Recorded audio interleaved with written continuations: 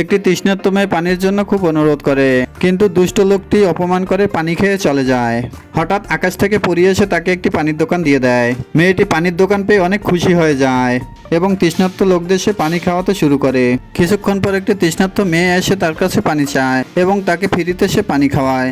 মেয়েটি thank you বলে তাকে চলে যায়। কিছুক্ষণ পর একটি পঙ্গু লোক এসে তার কাছে পানি চায়। পানি দিতে যাবে এমন সময় একটি অহংকারী মেয়ে চলে আসে এবং ডায়মন্ডের বিনিময়ে তার কাছে পানি চায়। তারপর ডায়মন্ড পেয়ে সে অনেক সুন্দরী হয়ে যায় এবং অহংকারী মেয়েকে পানি দেয়। পানি খেয়ে অহংকারী মেয়েটি চলে যায়।